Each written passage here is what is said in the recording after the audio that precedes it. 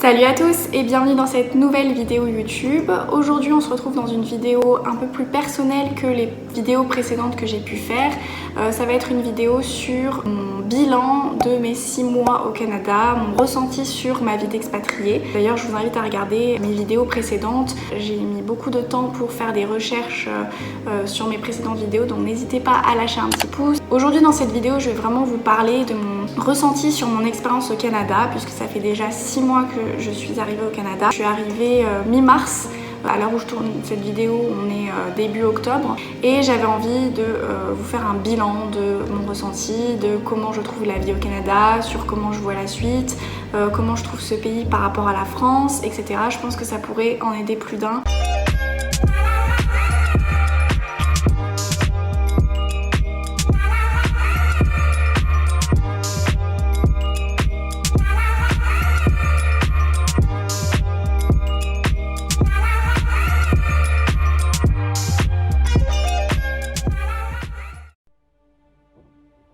Donc comme je le disais, à l'heure où je tourne cette vidéo, ça fera un peu plus de 6 mois que je suis arrivée sur le sol canadien. Donc ça fait 1 an que j'ai pris ma décision de partir au Canada et ça fait 6 mois que je suis sur le sol canadien. Pour recontextualiser, fin septembre de l'année dernière, j'ai été diplômée en tant qu'ingénieur chimiste dans une école d'ingénieur en France. Et puis après mes études, j'ai voulu m'expatrier, changer un peu de vie et voir ailleurs qu'est-ce qui pouvait se passer. C'est pour ça que j'ai décidé d'aller au Canada. Alors pourquoi le Canada? Parce que c'est quand même un pays qui fait rêver. C'est un pays où il y a des paysages magnifiques, la culture aussi m'a attirée, la mentalité des gens. C'est quand même un pays pour lequel il y a beaucoup d'éloges. Donc c'est pour ça que je me suis dit pourquoi pas le Canada.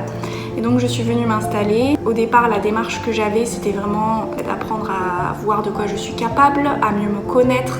De toute façon, quand on a la vingtaine, on est dans une période où on se pose des questions existentielles, où on essaie, en tout cas pour ma part, de se trouver, de se poser des questions sur qu'est-ce qu'on a envie de faire plus tard. Donc ce voyage, c'était une occasion rêvée d'essayer de trouver des réponses à mes questions, de voir comment c'est de vivre dans un pays étranger, de voir comment je suis capable de me débrouiller ailleurs, de voir comment je peux affronter les difficultés. Donc à la base, vraiment, c'était vraiment ça mon objectif quand je suis partie au Canada, puis également de faire de nouvelles rencontres, de voir d'autres horizons. Donc voilà, j'ai préparé mon voyage, j'ai préparé mon départ et je me souviens que c'est vraiment le jour où j'ai été dans l'avion que j'ai réalisé que je partais à l'autre bout de la planète, que je partais aussi loin pendant aussi longtemps, puisque ça m'était jamais arrivé de sortir de l'Europe avant. C'est vraiment dans l'avion que j'ai réalisé que un rêve devenait réalité, parce que pour moi c'était vraiment un rêve. Du coup au début c'est un petit peu le choc parce qu'il faut s'adapter, mais ensuite je me suis tout de suite mis en mode survie entre guillemets, parce que bon, c'est pas la première fois que je voyage toute seule quand même. J'ai quand même fait plusieurs voyages en Europe toute seule et à chaque fois je sais que là j'ai pas le choix, je dois compter que sur moi-même. Je suis obligée de me prendre en main, je suis obligée de faire face aux difficultés, je dois trouver un logement, je suis obligée de savoir comment se diriger dans une ville que je connais pas, je suis obligée de faire face à des situations inconnues. Est arrivée la période où j'ai commencé mon travail, donc là je suis allée dans la ville en question dans laquelle je travaille.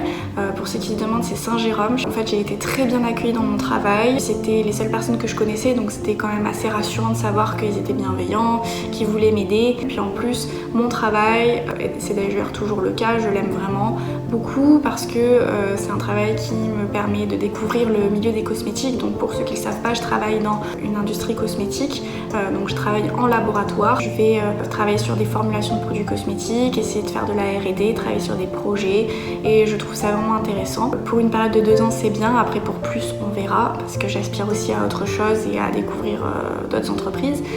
Et puis il est arrivé un moment où j'ai eu très envie de rencontrer du monde, parce que je suis venue aussi pour ça, pour rencontrer du monde, pour me faire de nouvelles connaissances. J'avais du mal à rencontrer du monde parce que je suis dans une ville où il n'y a pas forcément beaucoup de jeunes, enfin il y a une université, mais du coup moi je suis pas à l'université, donc forcément je rencontrais pas beaucoup de gens à part au travail. Donc je me suis dit que rencontrer des gens c'était vraiment ma priorité, et donc j'ai commencé, et d'ailleurs c'est ça que je vous conseille si vous voulez rencontrer des gens à l'étranger, à vous inscrire sur des groupes Facebook, enfin en tout cas à s'abonner à des groupes Facebook. Donc moi c'était par exemple les Français à Montréal ou Sorties PVTistes à Montréal. Ce genre de groupe, ça te fait rencontrer soit que des Français, soit que des expatriés et pas forcément des Québécois. Et puis à partir du moment où je me suis fait un groupe d'amis, c'est là que mon expérience d'expatrié a complètement changé parce que la dynamique de ton voyage n'est absolument pas la même quand t'es tout seul ou quand t'as rencontré plein de gens, que tu fais plein d'activités. Montréal l'été, c'est incroyable. Vraiment, si vous avez l'occasion d'y aller l'été, allez-y parce qu'il y a énormément de festivals, c'est très très vivant. En plus, après la période de pandémie, forcément, c'était décuplé. Quand t'es plus à l'école et que tu rencontres des gens, tout simplement, tu peux choisir les gens que tu veux faire rentrer dans ta vie. Donc là, c'était des personnes qui partagent la même vision des choses que moi, qui vivent tout simplement déjà la même expérience d'expatrié. Donc ça fait du bien de rencontrer des gens qui vivent exactement la même chose, les mêmes difficultés, qui ont la même vision du voyage, qui ont la même vision de la vie. Voir les différents parcours des gens, ça m'a permis de m'ouvrir l'esprit, de me dire que voilà, certains choix de vie étaient possibles, que c'était possible de voyager. On peut vivre une vie sur mesure qui nous plaît vraiment. Bien évidemment, l'expatriation, ça a des points positifs, mais ça a aussi des points négatifs puisque la seule personne sur qui je peux réellement compter, c'est moi-même et je ne suis pas toujours tombée sur des gens bienveillants, à commencer par le logement, puisque j'ai quand même assez de difficultés à trouver un bon logement, notamment parce qu'en ce moment c'est la crise du logement, les prix sont extrêmement chers. Je déconseille fortement d'habiter dans un sous-sol parce que tout simplement c'est absolument pas lumineux. Ayez un contrat aussi, c'est important. Ayez un bail, ayez un contrat, ça vous protégera et beaucoup plus que si vous n'en avez pas en tout cas. Ça de toute façon c'est valable en tant qu'expatrié ou n'importe où ailleurs, dans n'importe quelle situation. Si vous rencontrez des gens toxiques, néfastes pour vous, éloignez-vous-en le plus possible et choisissez des gens qui, dans votre entourage, qui vous font du bien et qui vous apportent du positif. Donc c'est important de prioriser sa santé mentale et donc j'ai commencé à faire plein d'activités et puis surtout aussi je sais qu'en tant qu'expatrié c'est extrêmement facile, en tout cas pour moi c'est extrêmement facile de tomber dans la déprime, de ne plus être motivé, de rester chez soi, de ne plus sortir. Donc j'essaye vraiment de me forcer à rencontrer des gens, à sortir parce que c'est très très important pour mon équilibre. Si tu veux avoir des changements dans ta vie, tu es obligé de mettre en place des actions. Si tu ne changes rien à ta vie, ta vie ne changera pas. Ça peut paraître bateau mais c'est totalement vrai. J'ai appris également que je suis capable de surmonter les difficultés, que je suis capable de faire face, que même si je me sens pas capable, si en fait que je suis capable de m'adapter, je sais que j'ai un peu plus confiance en moi sur le fait que je suis capable de surmonter des difficultés. Si j'ai l'ambition de faire quelque chose dans la vie, je peux si j'y crois vraiment et que je me donne les moyens. Donc maintenant je vais vraiment faire un bilan, point positif, point négatif de l'expatriation selon mon point de vue évidemment. Donc on va commencer par les points positifs. Le premier aspect c'est que évidemment l'expatriation ça assouvit ma soif de voyage, ma soif de découverte. Pour chaque saison je découvre des paysages différents, des paysages magnifiques, des lacs, des forêts, des montagnes et c'est vraiment magnifique pour ça le Canada. L'avantage de l'expatriation c'est que quoi qu'il arrive on est bouleversé dans ses habitudes, on sort de sa zone de confort et donc on est constamment dans l'émerveillement. Au début en tout cas on est toujours en train de sortir de sa zone de confort, changer ses habitudes. Bon ensuite le cerveau s'adapte très vite et ensuite on trouve un équilibre, mais en tout cas moi c'est ça aussi que j'aime dans le fait de voyager, c'est que en tout temps il faut s'adapter en fait, il faut s'adapter à des situations nouvelles. Plus on augmente sa zone de confort et plus on va augmenter aussi sa confiance en soi et son estime de soi. Je trouve qu'au Canada ce qui est vraiment bien c'est que les gens ont de belles opportunités professionnelles, c'est-à-dire qu'il est très facile au Canada d'évoluer rapidement. Même si tu n'as pas de diplôme, tu rentres dans une entreprise, tu vas commencer peut-être en bas de l'échelon, puis petit à petit en faisant tes preuves, tu vas avoir cette capacité de monter rapidement. En plus, en ce moment, il y a une énorme pénurie au niveau de l'emploi. D'ailleurs, si jamais vous voulez commencer à faire un PVT au Canada, parce que je trouve qu'en ce moment c'est le meilleur moment parce que tout simplement vous n'aurez pas trop de difficultés à trouver un travail, c'est extrêmement simple de trouver un travail. Et puis aussi l'avantage du Canada c'est que les gens sont vraiment ouverts d'esprit, beaucoup plus qu'en France je trouve. Il y a une ambiance qui fait que les gens sont beaucoup plus détendus, beaucoup moins stressés. Si jamais vous avez besoin de quelque chose, il y aura toujours quelqu'un dans la rue qui va vous aider avec plaisir. Les gens n'ont pas peur de parler aux inconnus.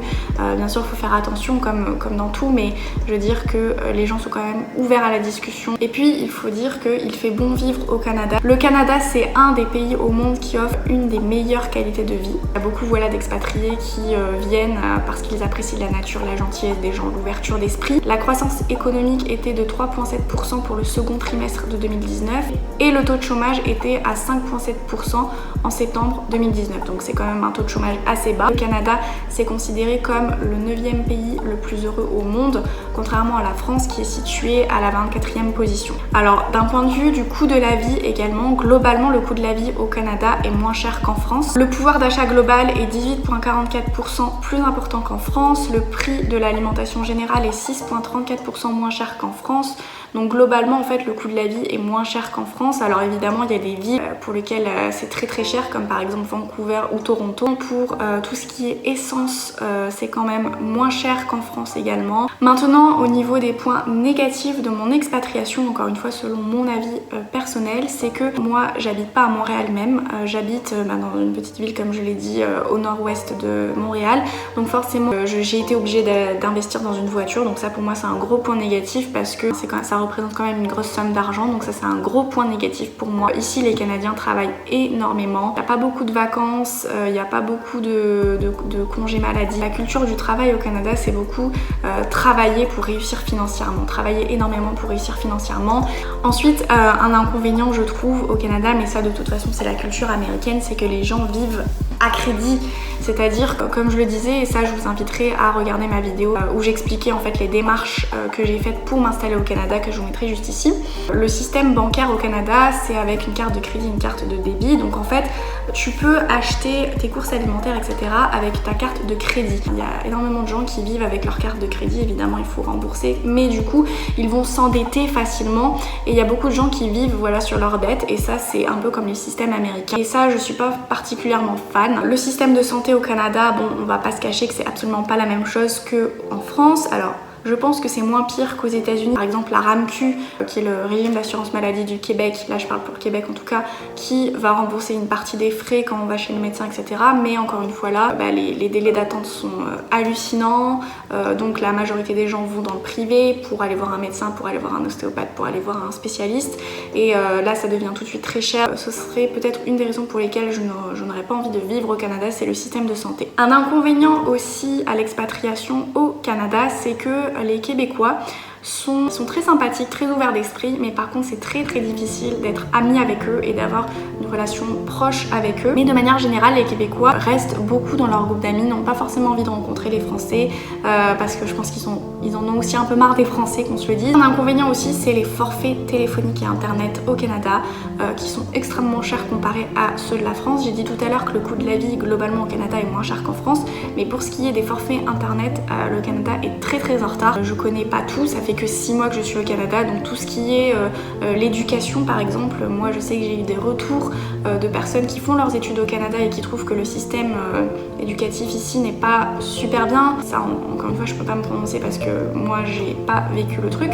Donc voilà, on arrive à la fin de cette vidéo, j'espère vraiment qu'elle vous a plu, qu'elle vous aura aidé à vous faire une opinion sur ce que c'est que l'expatriation au Canada. Encore une fois, c'est uniquement mon expérience, peut-être que dans un an ma vision changera, mais en tout cas je ne regrette en rien d'être venue au Canada. Si jamais vous hésitez, moi je vous dis foncez.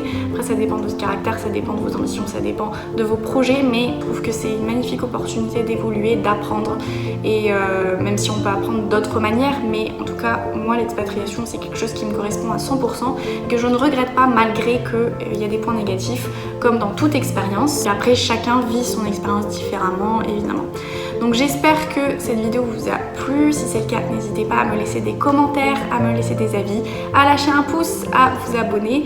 Et je vous dis à très bientôt pour la prochaine vidéo. Bye! Je me retrouve seul moi-même dans ce mal-être agréable.